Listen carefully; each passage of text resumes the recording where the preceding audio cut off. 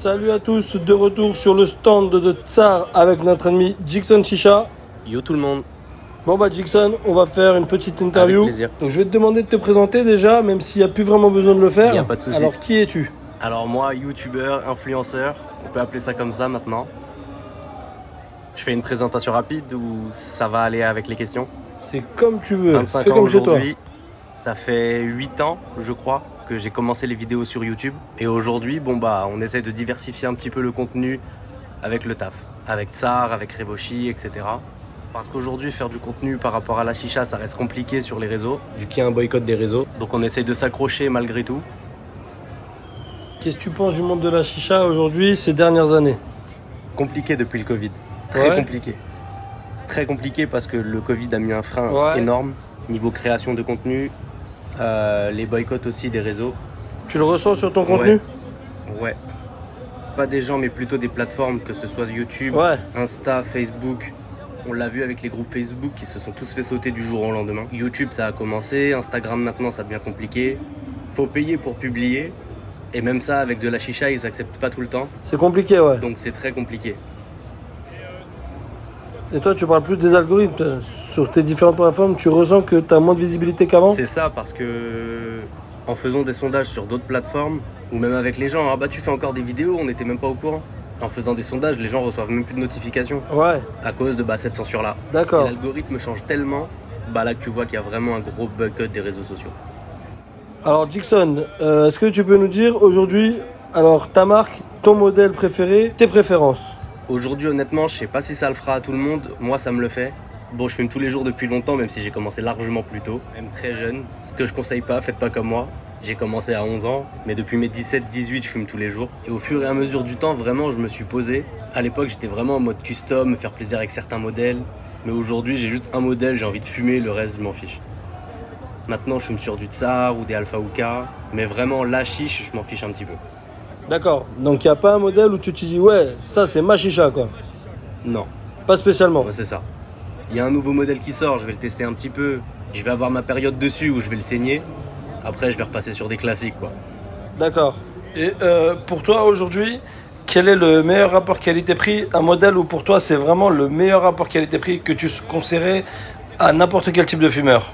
Un modèle pour débutants ou pas de préférence? Non, pas forcément débutant, mais vraiment un truc moyen de gamme, mais un bon rapport qualité-prix pour toi.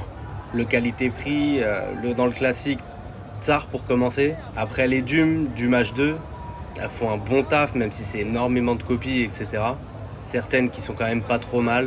En rapport qualité-prix, Aladdin aussi. Ils ont fait un vrai taf dessus. Parce que quand on voit ce que c'était au début, c'était quand Ouais, même c'est horrible. clair. Maintenant ça va, il y a plus d'importance au stainless steel. Et ouais, c'est pas Et chez mal. Tsar, est-ce qu'il y a un modèle qui ressort pour toi? Oh, Alexander, après là il y a la nouvelle H2. Enfin H1. H1. On était sur Dume juste avant, c'est pour ça. Ouais, H1. Ouais, je pense, elle a un bon prix, ça va être cool. Parce que ça va changer aussi maintenant, elle a un meilleur tirage. À 109 euros, c'est vrai qu'aujourd'hui, j'ai l'impression que les gens peuvent mettre plus de 150 euros dans une chicha. Pas faux. Au début, ils étaient en mode mettre 100 euros pour une chicha, c'est n'importe quoi. On est arrivé à l'époque, comme toi avec Royal Smoke, avec le Ferris. Même Ouais. moi, je l'avais présenté sans a priori. Pourtant, ça avait pris énormément. Un foyer à 40 euros à l'époque, on s'est dit c'est impossible. Ouais, exact. Donc ouais, la chicha, C'était une des plus grosses 200, ventes. 300, 400. Les gens s'en foutaient. Aujourd'hui, j'ai l'impression qu'en dessous de 200 euros, c'est le max. Ça a stagné quoi. C'est ça. Une autre question. Est-ce que tu as ton goût favori? Menthe. La menthe? La menthe. Tout le temps de la Je fume menthe. que ça aujourd'hui. Menthe ou sinon pour le tabac noir, j'arrive à changer. Du fruité, du gourmand. Mais sinon pour le rouge, que de la menthe. Que de la menthe. Ouais. Le Ok. reste, je peux pas. Je peux pas fumer une session entière. Et combien de chicha tu fumes par jour? Minimum 6-7. Arrête, Ouais, encore ouais. 6-7. Clairement, quand je commande 6 kilos, ça me fait 1 mois et demi, 2 mois. T'as le temps de faire 6-7 chicha par jour. Je suis sur le PC H24. Pas que pour la chiche, tu vois, mais je suis sur le PC H24. Je fais d'autres tafs à côté, d'autres business. Alors justement, c'est une transition parfaite. Qu'est-ce que tu fais aujourd'hui? Tu vois, en tant qu'influenceur, t'as les influenceurs, malgré qu'ils vont avoir une baisse de vue, parce qu'au fur et à mesure, t'es pas éternel. C'est très bien que si ton contenu paye plus, tu te fais boycott des réseaux, et t'es mort du jour au Ouais, lendemain. c'est clair. Soit, grâce à ton contenu, si t'as réussi un peu à percer, à faire un peu d'argent, tu vas passer dans le contenu du jour. Soit tu vas créer ta marque, soit tu vas créer ta marque de sap, soit de chiche, etc. Moi, soit j'ai voulu faire un bar, boutique, c'était pas mon délire. Après, on a essayé avec Tsar, la boutique. Ils m'ont proposé d'être vendeur. Sauf que moi, je voulais pas faire en boutique, c'était pas mon délire. Pas trop parce ton que je truc, sais quoi. qu'il faut tout rentrer.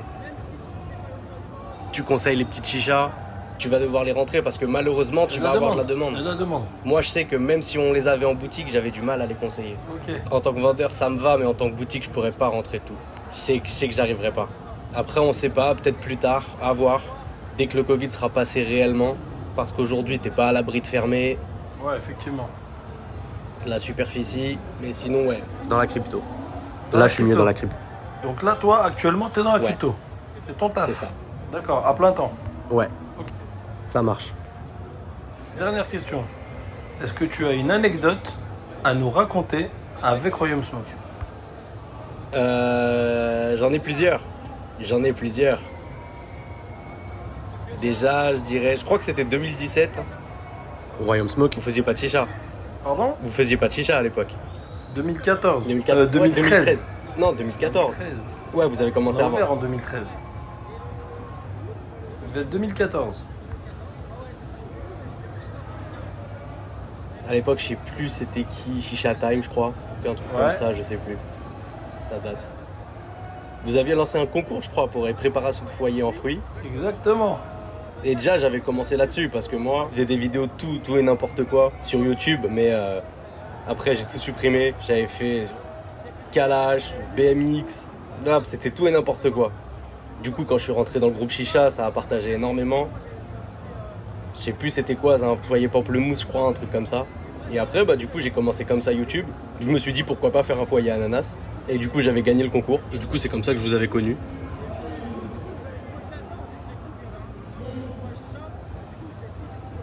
Complètement.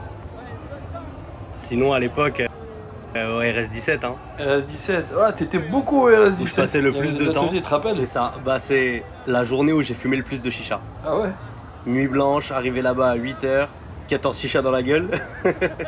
À tester tout et n'importe quoi. Parce qu'il y avait les gens et tout. À rentrer chez soi à 20h, commode de jour. C'était incroyable. Alors, vous l'aurez compris, le premier gagnant d'un concours chez Royaume Smoke, c'était lui. Ouais, j'ai encore la photo. Hein. J'ai la photo en plus. Oh putain. Alors là, si on peut avoir la photo en live, c'est magnifique. Ça me rappelle une anecdote parce que ça vient de m'y faire penser. J'avais un Instagram. Ça devait être Jigson, un truc comme ça.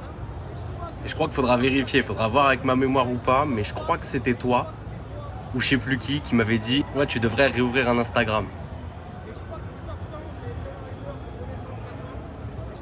Et là, c'était Ah là ouais. où j'avais posté. 1er août 2014. 1er août, t'avais dit 2014. 2 mois dans YouTube. Attends. Je te l'enverrai quand même au cas où.